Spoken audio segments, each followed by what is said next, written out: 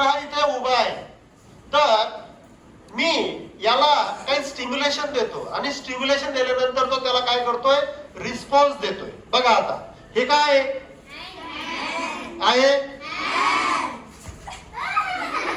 काय झालं, काय झालं या ठिकाणी, काय झालं, जेव्हा मी माझा हात त्याच्याकडे मारण्यासाठी नेला तेव्हा तो खाली वाकला. असं का झालं? एखादा व्यक्ती तुम्हाला पाठीमागून आवाज देतो, लगेच तुम्ही वळून बघता, असं काय होतं, काय कारण आहे? आकाशामध्ये एरोप्लेन चाललं की आपण वरती वळून बघतो, कुत्र्याला दगड मारला की कुत्रा धावत कॅंग कॅंग करत जातो. याचं कारण काय? तर या सर्व गोष्टींमध्ये बघा बाळांनो, काय मिळतं, आपल्या सराउंडिंग मधून आपल्याला स्टिम्युलेशन मिळत असतं आणि त्या प्रेरणा मिळते, प्रेरणा, आणि त्याला आपण काय करतो, रिस्पॉन्स देतो. जसं माझा हात म्हणजे याच्यासाठी स्टिम्युलेशन, आणि हात नेला तो खाली वागतो, याला दिला त्यांनी रिस्पॉन्स. या कॅरेक्टरिस्टिकला, लिव्हिंग थिंग मधल्या या कॅरेक्टरिस्टिक्सला रिस्पॉन्सनेस टू स्टिम्युलाय असं म्हणतात. समजलं तुम्हाला? विसरणार नाही तुम्ही कधी आता.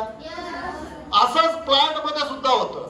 प्लांट मध्ये तुम्ही पाहिला असेल, मिमोसा प्लांट आहे, त्या मिमोसा प्लांटच्या लीव्हजला आपण टच केलं की त्याचे लीफ जे आहे ना हे असे क्लोज होतात. लीफ काय होतात, क्लोज होतात. आलं लक्षात?